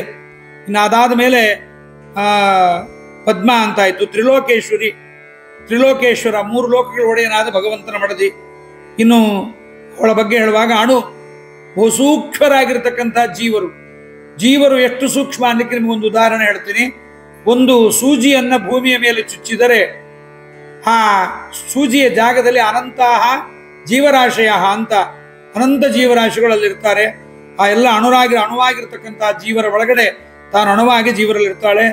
ಪ್ರಕೃತಿ ರೂಪಳಾಗಿ ಸೂಕ್ಷ್ಮ ಅಣುವಾಗಿ ಮಹತ್ತಿನೊಳಗೆ ಬ್ರಹ್ಮಾಂಡದ ನವಾವರಣದಲ್ಲಿ ಕೃತಾಕಾಶವನ್ನು ಮೀರಿದ ಮಹತ್ತಿನಲ್ಲಿ ಮಹದ್ರೂಪದಿಂದ ಪರಮಾತ್ಮನ ಜೊತೆಗೆ ಹರಿಯ ಅಧೀನಳಾಗಿರ್ತಾಳೆ. ಉಪಮಾರಹಿತಳಾಗಿರ್ತಾಳೆ, ಅಸಾಧಾರಣಳಾಗಿರ್ತಾಳೆ. ಪರಮಾತ್ಮನಿಗೆ ದೇಶಕಾಲದಿಂದ ಸಮಳು, ಗುಣದಿಂದ ಅಸಮಳಾಗಿದ್ದಾಳೆ ಲಕ್ಷ್ಮೀದೇವಿ. ಯಾವ ಬ್ರಹ್ಮಾದಿ ಚೇತನರು ಕೂಡ ಲಕ್ಷ್ಮೀದೇವಿಗೆ ಸಮಾನರು ಯಾರೂ ಇಲ್ಲ. ಅನೇಕರು ಹೇಳ್ಕೊತಾರೆ, ನಾವು ಪರಮಾತ್ಮನಾಗಿ ಬಿಡ್ತೀವಿ, ಮೋಕ್ಷಕ್ಕೆ ಹೋದ ಮೇಲೆ ನಾವು ಲಕ್ಷ್ಮೀದೇವಿ ಆಗಿಬಿಡ್ತೀವಿ. ಯಾರು ಪಾರ್ವತಿನೂ ಆಗಲ್ಲ, ರುದ್ರದೇವರು ಆಗಲ್ಲ, ಬ್ರಹ್ಮದೇವರು ಆಗಲ್ಲ. ಯಾರ್ಯಾರು ಅವರವರು ಹಾಗಾಗೆ ಇರ್ತೇವೆ. ಅದರಿಂದ ಅವರವ್ರ ಜೀವರು ಮೋಕ್ಷದಲ್ಲೂ ಕೂಡ ಹಾಗೇ ಇರ್ತಾರೆ. ಹೀಗೆ ರಮಾದೇವಿಗೆ ಅಂಶಾಂಶಗಳಿಗೂ ಕೂಡ ಅವಳ ರೂಪಗಳಲ್ಲಿ ಭೇದ ಎಂಬತಕ್ಕಂಥದ್ದಿಲ್ಲ ಎಂಬುದನ್ನು ನಾವು ನೋಡಬೇಕು. ಸಂಕರ್ಷಣ ಒಡೆಯರು ಪದ್ಮ ಎಂಬತಕ್ಕಂಥದ್ದು ಭೃಗುಪತ್ನಿ ಎಂಬತಕ್ಕಂಥದ್ದನ್ನು ಹೇಳಿದ್ದಾರೆ. ಹೀಗೆ ಈ ಒಂದು ಇವೆಲ್ಲ ರಜೋಭಿಮಾನಿನಿ ಭೂದೇವಿ ಭಾರ್ಯಾವೈ ಸುಕರಸ್ಯ ಚ. ಇನ್ನು ಅನೇಕರಿಗೊಂದು ಅಜ್ಞಾನ ಇದೆ, ಈ ಭೂದೇವಿಯೇ ಈ ಭೂಮಿಗೆ ಒಡೆಯಳಾದವಳ ಅಂತಲ್ಲ. ಭೂದೇವಿ ಅಂತ ಯಾರಿದ್ದಾಳಲ್ಲ, ಕಶ್ಯಪರ ಮಗಳು ಭೂದೇವಿ, ಆ ಭೂದೇವಿ ಒಳಗೆ ಈ ಪರಮಾತ್ಮನ ಮಡದಿಯಾದ ಭೂದೇವಿಯ ಆವೇಶ ಇರುವುದರಿಂದ ಅವಳು, ಅದಕ್ಕೆ ನೀವು ಕಕ್ಷಾ ತಾರತಮ್ಯ ಸಂಧಿಯಲ್ಲಿ ಓದುವಾಗ ಕಶ್ಯಪನ ನಂದಿ ಮಗಳು ಅಂತ ಅವಳನ್ನ ಹೊಗಳಿದ್ದಾರೆ. ಆದ್ದರಿಂದ ಆ ಭೂದೇವಿ ಧರಾ ಶನೈಶ್ಚರರು ಅಂತ ತುಂಬಾ ಕೆಳಗಡೆ ಕಕ್ಷದಲ್ಲಿ ಶನೈಶ್ವರನ ಜೊತೆಗೆ ಬರ್ತಕ್ಕಂಥ ಭೂದೇವಿ ಬೇರೆ, ಈ ಭೂರೂಪ ಬೇರೆ. ಈ ಭೂರೂಪ ಅವಳೆಲ್ಲ ಒಳಗಡೆ ಇದೆ, ಅವಳಲ್ಲೂ ಇರೋದ್ರಿಂದ ಅವಳ ಬಗ್ಗೆ ಹೇಳಿದ್ದಾರೆ. ಇದಾದ ಮೇಲೆ ಇನ್ನು ಕೃಷ್ಣಾವತಾರೆ, ಇನ್ನು ನಂದ ಅನೇಕರ ಬಗ್ಗೆ ಕೂಡ ವಿಸ್ತಾರವಾಗಿ ಹೇಳಿದ್ದಾರೆ. ಹೀಗೆ ಆ ಲಕ್ಷ್ಮೀದೇವಿಯ ಬಗ್ಗೆ ಹೇಳಿ ಇನ್ನು ಮುಂದನೆಯ ಪದ್ಯ ಬ್ರಹ್ಮದೇವರ ಬಗ್ಗೆ ಹೇಳ್ತಾರೆ. ಇದಕ್ಕೆ ಈ 5ನೇ ಪದ್ಯಕ್ಕೆ 3 ಅಂತ ನಂಬರ್ ಹಾಕೊಳ್ರಿ. 3 ಅಂತ ನಂಬರ್ ಹಾಕೊಂಡ್ರೆ ನಿಮ್ಗೇನಾಗತ್ತೆ, ಇದು ಬ್ರಹ್ಮದೇವರ ಕಕ್ಷ, ವಾಯುದೇವರ ಕಕ್ಷ ಅಂತ ನಿಮಗೆ ಗೊತ್ತಾಗತ್ತೆ. ಅದನ್ನು ಹೇಳ್ತಾ ಇದ್ದಾರೆ. ಘೋಟಕ ಹಾಸ್ಯನ ಮಡದಿಗಿಂತಲಿ ಹಾಟಕೋದರ ಪವನರೀರ್ವರು ಕೋಟಿ ಗುಣದಿಂದ ದಮರನಿಪರು ಆವ ಕಾಲದಲ್ಲಿ ಖೇಟಪತಿ ಶೇಷಾಮರೇಂದ್ರರ ಪಾಟಿ ಮಾಡದ ಶ್ರೀಶನ ಕೃಪಾ ನೋಟದಿಂದಲಿ ಸರ್ವರುಳು ವ್ಯಾಪಾರ ಮಾಡುವರು. ಘೋಟಕಾಸ್ಯನ ಮಡದಿಯಿಂದಲೇ, ಘೋಟಕಾಸ್ಯ ಪದಚ್ಛೇದ ಹೇಳ್ತೀನಿ. ಘೋಟಕ ಹಾಸ್ಯನ ಮಡದಿಗಿಂತಲೇ ಹಾಟಕ ಉದರ ಪವನರು ಈರ್ವರು ಕೋಟಿ ಗುಣದಿಂದ ಅಧಮರೆಣಿಪರು ಆವ ಕಾಲದಲ್ಲಿ ಖೇಟಪತಿ ಶೇಷ ಅಮರೇಂದ್ರ ಶೇಷ ಅಮರೇಂದ್ರರ ಪಾಟಿ ಮಾಡದೆ ಶ್ರೀಶನ ಕೃಪಾ ನೋಟದಿಂದಲೇ ಸರ್ವರುಳು ವ್ಯಾಪಾರ ಮಾಡುವರು. ನೋಡ್ರಿ, ಇದು ಬ್ರಹ್ಮದೇವರ ಸ್ತೋತ್ರ, ಆದ್ರೂ ದೇವರನ್ನ ಬಿಡ್ಲಿಲ್ಲ. ಶ್ರೀಶನ ಕೃಪಾ ನೋಟದಿಂದಲೇ ಅಂತಲೇ ಹೇಳಿದ್ದಾರೆ. ಪರಮಾತ್ಮನ ಕೃಪಾ ನೋಟದಿಂದಲೇ ಎಲ್ಲರಲ್ಲೂ ವ್ಯಾಪಾರ ಮಾಡ್ತಾರೆ ಹೊರತು ಸ್ವಂತವಾಗಿ ಇವರಿಗೆ ವ್ಯಾಪಾರವನ್ನು ಮಾಡಲಿಕ್ಕೆ ಬರೋದಿಲ್ಲ. ಇವರು ಅಸ್ವತಂತ್ರರೇ, ಮಹಾಲಕ್ಷ್ಮೀ ದೇವಿಯೂ ಅಸ್ವತಂತ್ರಳು, ಬ್ರಹ್ಮರುದ್ರಾದಿಗಳು ಅಸ್ವತಂತ್ರರು, ಸರ್ವ ಜೀವರು ಅಸ್ವತಂತ್ರರು ಎಂಬತಕ್ಕಂಥದ್ದನ್ನ ನಾವಿಲ್ಲಿ ತಿಳಿಬೇಕು. ಘೋಟಕ ಹಾಸ್ಯ ಜಗನ್ನಾಥದಾಸರ ಹರಿಕಥಾಮೃತಸಾರ ಅಂದ್ರೆ ಬರೀ ಕನ್ನಡದ ನಿಘಂಟು ನೋಡಿದ ಓದಿದ್ರೆ ಸಾಲದು, ಸಂಸ್ಕೃತದ ಜ್ಞಾನ ಇರಬೇಕು. ಬಹಳ ಅದ್ಭುತವಾದ ಭಾಷಾ ಸೌಂದರ್ಯವನ್ನ ಜಗನ್ನಾಥದಾಸರು ಇಟ್ಟಿದ್ದಾರೆ. ಘೋಟಕ ಅಂದ್ರೆ ಕುದುರೆ, ಅದರ ಹಾಸ್ಯ ಅಂದ್ರೆ ಮಖ, ಹಯವದನ ಅನ್ನಲಿಕ್ಕೆ ಘೋಟಕಾಸ್ಯ ಎಂಬುದಾಗಿ ಹೇಳಿದ್ದಾರೆ. ಹಯವದನನ ಮಡದಿಯಾದ ಮಹಾಲಕ್ಷ್ಮೀ ದೇವಿ ಅವರಿಗಿಂತ ಹಾಟಕೋದರ ಪವನರೀರ್ವರು ಅಂದ್ರೆ ಲಕ್ಷ್ಮೀದೇವಿಗಿಂತಲೂ ಹೈಗ್ರೀವ ದೇವರ ಮಡದಿಯಾದ ಲಕ್ಷ್ಮೀದೇವಿಗಿಂತಲೂ ಅಂತ ಹೇಳಲಿಕ್ಕೆ ಘೋಟಕಾಸ್ಯನ ಮಡದಿಗಿಂತಲೇ ಹಾಟಕೋದರ ಪವನರೀರ್ವರು. ಹಾಟಕೋದರ ಹಿರಣ್ಯ ಗರ್ಭ, ಹಾಟಕ ಉದರ, ಹಾಟಕ ಅಂದ್ರೆ ಬಂಗಾರ, ಬಂಗಾರ ಅಂದ್ರೆ ಹಿರಣ್ಯ ಉದರ ಅಂದ್ರೆ ಗರ್ಭ. ನೋಡ್ರಿ, ಹಿರಣ್ಯ ಗರ್ಭ ಅಂತ ಹೇಳಲಿಕ್ಕೆ ಹಾಟಕೋದರ. ಹೀಗೆ ಜಗನ್ನಾಥದಾಸರು ಮಂತ್ರಾಲಯ ಪ್ರಭುಗಳನ್ನ ಸ್ತೋತ್ರ ಮಾಡುವಾಗ ಹಿಂದೆ ಗಾಂಗೇಯನು ತಪವ ಮಾಡಿದ್ದ ಕಾರಣದಿ ಅಂತ ಮಂತ್ರಾಲಯದ ಬಗ್ಗೆ ಹೇಳುವಾಗ ಹಿಂದಕ್ಕೆ ಗಾಂಗೇಯ ಅಂದ ಕೂಡಲೇ ನಮ್ಗೆಲ್ಲ ಏನನ್ಸತ್ತೆ, ಗಂಗೆಯ ಮಗ ಭೀಷ್ಮಾಚಾರ್ಯರು ಅಂತ. ಅದಕ್ಕೂ ಮುಂದೆ ಹೇಳುವ ವಿಷಯಕ್ಕೂ ತಾಳಮೇಳ ಆಗೋದಿಲ್ಲ. ಹಿಂದೆ ಗಾಂಗೇಯ ಶಯ್ಯಜನು ಅಂತಂದ್ರೆ, ಗಾಂಗೇಯ ಅಂದ್ರೆ ಗಂಗಾಮಗ ಅಂತ ಅರ್ಥ ಮಾಡ್ಕೋಬಾರದು. ಗಾಂಗೇಯ ಅಂದ್ರೆ ಬಂಗಾರ ಅಂತ, ಗಾಂಗೇಯ ಶಯ್ಯ ಅಂದ್ರೆ ಹಾಸಿಗೆ ಅಂದ್ರೆ ಕಶುಪು, ಬಂಗಾರ ಅಂದ್ರೆ ಹಿರಣ್ಯ ಶಯ್ಯ ಅಂದ್ರೆ ಕಶುಪು ಅಂದ್ರೆ ಹಿರಣ್ಯ ಕಶುಪುವಿನ ಮಗ ಪ್ರಹ್ಲಾದ ಇಲ್ಲಿ ತಪವ ಮಾಡಿದ್ದ ಕಾರಣದಿ. ಹಿಂದೆ ಗಾಂಗೇಯ ಶಯ್ಯಜನು ತಪವ ಮಾಡಿದ್ದ ಕಾರಣದಿ. ಹೀಗೆಲ್ಲ ಜಗನ್ನಾಥದಾಸರು ಬಹಳಷ್ಟು ಪದಗಳು ಉಪಯೋಗ ಮಾಡ್ತಾರೆ. ಮುಂದೆ ಒಂದು ಸಂಧಿಯಲ್ಲಿ ಹೇಳ್ತಾರೆ, ಚಳಿವೆಟ್ಟಳಿಯ ಅಂತ ಹೇಳುವ ಸಂದರ್ಭದಲ್ಲಿ ಬಹಳ ಚಳಿವೆಟ್ಟಳಿಯ ಅಂತ, ಚಳಿವೆಟ್ಟಳಿಯ ಚಳಿಯ ಬೆಟ್ಟದ ಅಳಿಯ, ಚಳಿಯ ಬೆಟ್ಟ ಯಾವುದು? ಹಿಮಾಲಯ, ಅದರ ಅಳಿಯ ಅಂತ ರುದ್ರದೇವರು ಅಂತ ಹೇಳಲಿಕ್ಕೆ ಚಳಿವೆಟ್ಟಳಿಯ ಅಂತ ಹೇಳ್ತಾರೆ. ಹೀಗೆಲ್ಲ ಜಗನ್ನಾಥದಾಸರ ಪದಗಳು ಬಹಳ ಸುಮ್ಮನೆ ಏನೋ ಕೇಳ್ಕೊಂಡು ಹೋಗಬಾರ್ದು, ಸ್ವಲ್ಪ ಜ್ಞಾನವು ಬೆಳೆಯಲಿ ಇಂತ. ಹಾಟಕೋದರ ಮತ್ತು ಪವನ. ಹಾಟಕೋದರ ಅಂದ್ರೆ ಯಾರು? ಹಾಟಕ ಅಂದ್ರೆ ಬ್ರಹ್ಮ, ಬಂಗಾರ, ಅದರ ಉದರ ಅಂದ್ರೆ ಗರ್ಭ ಅಂದ್ರೆ ಬ್ರಹ್ಮಗರ್ಭ ಅಂತ ಅಂದ್ರೆ ಹಿರಣ್ಯ ಗರ್ಭ ಅಂತ. ಮತ್ತೆ ಪವನರೀರ್ವರು, ಇವರು ಬ್ರಹ್ಮದೇವರು ಮತ್ತು ವಾಯುದೇವರು, ಇವರಿಬ್ಬರೂ ಕೂಡ ಕೋಟಿ ಗುಣದಿಂದ ಧಮರಣಿಪರು ಆವ ಕಾಲದಲ್ಲಿ. ಲಕ್ಷ್ಮೀದೇವಿಗಿಂತ ಇವರು ಕೋಟಿ ಗುಣದಿಂದ ಕಡಿಮೆಯಾಗಿರ್ತಕ್ಕಂಥವರಾಗಿದ್ದಾರೆ. ಖೇಟಪತಿ ಶೇಷಾಮರೇಂದ್ರರ ಪಾಟಿ ಮಾಡದೆ, ಖೇಟಪತಿ, ಖ ಅಂದ್ರೆ ಆಕಾಶ, ಟ ಅಂದ್ರೆ ಸಂಚಾರ ಮಾಡ್ತಕ್ಕಂಥವ್ರು, ಖೇ ಅಟ ಗಗನ ಸಂಚಾರಿಯಾದ ಪಕ್ಷಿಗಳಿಗೆ ಪತಿ, ಖೇಟಪತಿ ಸಂಚಾರದಲ್ಲಿ ಆಕಾಶದಲ್ಲಿ ಸಂಚಾರ ಮಾಡುವ ಪಕ್ಷಿಗಳಿಗೆ ಒಡೆಯ ಯಾರು? ಗರುಡ. ಆ ಗರುಡ ಅಂದ್ರೆ ಅವನು ಖೇಟಪತಿ, ಗಗನ ಸಂಚಾರಿ ಪಕ್ಷಿಗಳಿಗೆ ಒಡೆಯ ಗರುಡ. ಖೇಟಪತಿ ಶೇಷ ಅಂದ್ರೆ ರುದ್ರದೇವರು, ಅಂದ್ರೆ ಶೇಷದೇವರು ಅಂತ ಇಟ್ಕೋಬೇಕು. ಅಮರೇಂದ್ರ ದೇವರೇಂದ್ರ, ಇವ್ರು ಯಾರನ್ನೂ ಕೂಡ ಲೆಕ್ಕಿಸದೆ, ಇವ್ರು ಯಾರು ಬ್ರಹ್ಮದೇವರಿಗೆ ಮತ್ತು ವಾಯುದೇವರಿಗೆ ಲೆಕ್ಕ ಇಲ್ಲ. ಅವ್ರ ಲೆಕ್ಕ ಇಲ್ಲದೆ ಪರಮಾತ್ಮನ ಕೃಪಾ ಕಟಾಕ್ಷ ಬಲದಿಂದ ಎಲ್ಲ ಜೀವರಲ್ಲಿ, ತಮ್ಮಿಂದ ಕಡಿಮೆಯಾಗಿರ್ತಕ್ಕಂಥ ಎಲ್ಲ ಜೀವರಲ್ಲೂ ಕೂಡ ತತ್ವಾಭಿಮಾನಿಗಳಾಗಿದ್ದು ಸರ್ವರೊಳು ವ್ಯಾಪಾರ ಮಾಡುವರು. ಎಲ್ಲರ ಒಳಗಿದ್ದು ವ್ಯಾಪಾರ ಮಾಡ್ತಾರೆ ಈ ಬ್ರಹ್ಮ ಮತ್ತು ನಮ್ಮ ಶ್ರೇಷ್ಠರಾಗಿರ್ತಕ್ಕಂಥ ವಾಯುದೇವರು ಎಂಬತಕ್ಕಂಥದ್ದನ್ನ ಈ ಪದ್ಯದಲ್ಲಿ ಘೋಟಕಾಸ್ಯ ಎಂಬುದಾಗಿ ಹೇಳಿದ್ದಾರೆ. ಪದ್ಯ ಓದಿಬಿಡ್ತೀನಿ. ಘೋಟಕಾಸ್ಯನ ಮಾಡದಿಗಿಂತಲಿ ಹಾಟಕೋದರ ಪವನರೀರ್ವರು ಕೋಟಿ ಗುಣದಿಂದ ಧಮರೆಣಿಪರುವ ಆವ ಕಾಲದಲ್ಲಿ ಖೇಟಪತಿ ಶೇಷಾಮರೇಂದ್ರರ ಪಾಟಿ ಮಾಡದೆ ಶ್ರೀಶನ ಕೃಪಾ ನೋಟದಿಂದಲೇ ಸರ್ವರಳು ವ್ಯಾಪಾರ ಮಾಡುವರು. ಈ ಬ್ರಹ್ಮದೇವರು ಮತ್ತು ವಾಯುದೇವರು ಸರ್ವಜೀವರ ಒಳಗೆ ಕೂತು ಹಂಸಮಂತ್ರದ ಜಪ, ಇನ್ನೂ ಅನೇಕ ಮಹತ್ತತ್ವಕ್ಕೆ ಅಭಿಮಾನಿಗಳಾಗಿ ಇವರೆಲ್ಲ ನಮಗೆ ವ್ಯಾಪಾರವನ್ನು ಮಾಡಿಸ್ತಾರೆ. ಇವರ ಅನುಗ್ರಹವೂ ನಮಗೆ ಬೇಕು. ಮಹತ್ತತ್ವ ನಮಗೆ ಮಹತ್ವವನ್ನು ಕೊಡುತ್ತೆ. ಯಾರಿಗಾದರೂ ಎಲ್ಲರಿಗೂ ಒಂದೊಂದು ಮಹತ್ವ ಇದ್ದೇ ಇದೆ ಜೀವನದಲ್ಲಿ. ಏನಾರು ಒಂದು ಮಹತ್ವ ಕೊಟ್ಟಿರ್ತಾನೆ, ಏನೂ ಇಲ್ಲ ಅವರಿಗೆ ಅಂದ್ರೆ ಒಂದು ಮಹತ್ವ ಇದ್ದೇ ಇರುತ್ತೆ. ಅಂತ ಮಹತ್ತತ್ವಕ್ಕೆ ಅಭಿಮಾನಿಗಳಾದವರು ನಮ್ಮ ಬ್ರಹ್ಮದೇವರಾಗಿದ್ದಾರೆ. ನಮಗೆ ಮಹತ್ವ ಬರಬೇಕು ಅಂದ್ರೆ ಬ್ರಹ್ಮದೇವರ ಅನುಗ್ರಹವನ್ನು ನಾವು ಸಂಪಾದನೆ ಮಾಡಬೇಕು. ಈ ಬ್ರಹ್ಮವಾಯುಗಳ ಬಗ್ಗೆಯೂ ಕೂಡ ಜಗನ್ನಾಥದಾಸರು ಸಾಕಷ್ಟು ಕಲ್ಪಸಾಧನಾ ಸಂಧಿಯಲ್ಲಿ ಮತ್ತು ಹರಿಕಥಾಮಸಾರದ ಮೊದಲನೇ ಸಂಧಿಯಲ್ಲಿ, ಕಕ್ಷಾತಾರತಮ್ಯ ಸಂಧಿಯಲ್ಲಿ ಏನು ಧನ್ಯರು ಬ್ರಹ್ಮಗುರು ಪವಮಾನರಾಯರು ರಮಾನಿವಾಸನ ವಿಮಲ ಲಾವಣ್ಯಾತಿಶಯಗಳನ್ನು ಸಾನುರಾಗದಿ ನೋಡಿ ಸುಖಿಪ ಮಹಾನುಭಾವರ ಭಾಗ್ಯವೆಂತೋ ಭವಾನಿ ದಮನಿಗೆ ಸಾಧ್ಯವೆನಿಸಲು ನರರ ಪಾಡೇನು ಅಂತಕೊಂಡಿರುತ್ತಿದ್ದಾರೆ. 632 ಶತಶ್ವಾಸ ಜಪಗಳ 3 ವಿಧ ಜೀವರೊಳಗ ಅಬ್ಜಜ ಕಲ್ಪ ಪರ್ಯಂತ ತಾರಚಿಸಿ ಸಾತ್ವರಿಗೆ ಸುಖ ಸಂಸಾರ ಮಿಶ್ರರಿಗೆ ಅಧಮ ಜನರಿಗೆ ಅಪಾರ ದುಃಖಗಳಿವ ಗುರು ಪವಮಾನ ಅಂತ. ಮುಂದೆ ಕಲ್ಪಸಾಧನಾ ಸಂಧಿಯಲ್ಲಿ ಲಾತವ್ಯ, ಹೋತವ್ಯ, ಮಂತವ್ಯ, ಧ್ಯಾತವ್ಯ ಇವೇ ಮೊದಲಾಗಿರ್ತಕ್ಕಂತಹ ಅನೇಕ ಆ ವಾಯುದೇವರ 100 ರೂಪಗಳ ಬಗ್ಗೆ ವಾಮನ ಪುರಾಣದಲ್ಲಿ ಹೇಳಿದ ಭಗವದ್ ರೂಪಗಳನ್ನು, ವಾಯುದೇವರ ರೂಪಗಳನ್ನು ಸ್ತೋತ್ರ ಮಾಡತಕ್ಕಂಥವರಾಗಿದ್ದಾರೆ. ವಾಯುದೇವರು ಎಷ್ಟು ಶ್ವಾಸ ಮಂತ್ರವನ್ನ 100 ವರ್ಷದಲ್ಲಿ ಮಾಡ್ತಾರೆ ಎಂಬ ಲೆಕ್ಕವನ್ನು ಕೂಡ ಜಗನ್ನಾಥದಾಸರು ಶ್ವಾಸ ಸಂಧಿಯಲ್ಲಿ ಇಡೀ ಶ್ವಾಸ ಸಂಧಿ ವಾಯುದೇವರ ಮಹಿಮೆಗೋಸ್ಕರವಾಗಿ ಮೀಸಲಿಟ್ಟಿದ್ದಾರೆ. ಇದೆಲ್ಲವನ್ನು ನಾವು ಅನುಸಂಧಾನವನ್ನ ಮಾಡಿಕೊಳ್ಳಬೇಕು. ಮಾಡಿಕೊಂಡಾಗ ವಾಯುದೇವರ ಮಹಿಮೆಯನ್ನು ಸಂಪೂರ್ಣವಾಗಿ ನಮಗೆ ತಿಳಿಯತಕ್ಕಂಥದ್ದಾಗತ್ತೆ. ಇವತ್ತು ಮಧ್ಯದಲ್ಲಿ ಮಿಸ್ಟೇಕ್ ಆಯ್ತು, ಅದರಿಂದ ಇನ್ನೊಂದು ಪದ್ಯ ಹೇಳಿಬಿಟ್ರೆ ವಾಯುಬ್ರಹ್ಮರ ಬಗ್ಗೆ ಹೇಳಿದಂತಾಗಿಬಿಡುತ್ತೆ. ಪುರುಷ ಬ್ರಹ್ಮ ವಿರಂಚಿಯು ಮಹಾನ್ ಮರುತ ಮುಖ್ಯ ಪ್ರಾಣ ಧೃತಿ ಸ್ಮೃತಿ ಗುರುವರ ಮಹಾಧ್ಯಾತ ಬಲ ವಿಜ್ಞಾತ ವಿಖ್ಯಾತ ಗರಳ ಭುಕು ಭವರೋಗ ಭೇಷಜ ಸ್ವರವರ್ಣ ವೇದಸ್ಥ ಜೀವೇಶ್ವರ ವಿಭೀಷಣ ವಿಶ್ವಚೇಷ್ಟಕ ವೀತ ಭಯ ಭೀಮಾ. ಹೀಗೆ ಇನ್ನೂ ಮುಂದಿನ 2-3 ಪದ್ಯದಿಂದ ಹೇಳ್ತಾರೆ. ಆ 2-3 ಪದ್ಯಗಳಲ್ಲಿ ಒಟ್ಟು ವಾಯುದೇವರ ಮಹಿಮೆಯನ್ನು ಹೇಳ್ತಾರೆ.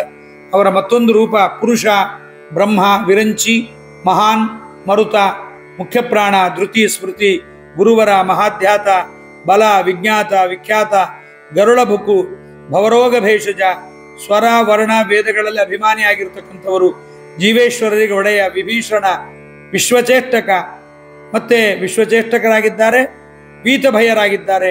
ಹೀಗೆ ಭೀಮ ಅಂದರೆ ಶತ್ರುಗಳಿಗೆ ಭಯಂಕರರಾಗಿದ್ದಾರೆ ಅಂತ ಹೇಳಿದ್ದಾರೆ. ಇದರ ವಿವರಣೆಯನ್ನ ನಾಳಿನ ದಿವಸ ಉಪನ್ಯಾಸದಲ್ಲಿ ಕೇಳೋಣ. ಶ್ರೀ ಕೃಷ್ಣಾರ್ಪಣಮಸ್ತು. ಹರಿಯೇ ನಮಃ. ಕಾಯೇನ ವಾಚ ಮನಸ್ಸೇಂದ್ರಿಯರ್ವ ಅಧ್ಯಾತ್ಮನವಾಸುತ ಸ್ವಭಾವಂ ಕರೋಮ್ಯದ್ಯ ಸಕಲಂ ಪರಸ್ಮೈ ನಾರಾಯಣ ಏತಿ ಸಮರ್ಪಯಾಮಿ. ಹರಿಯೇ ನಮಃ.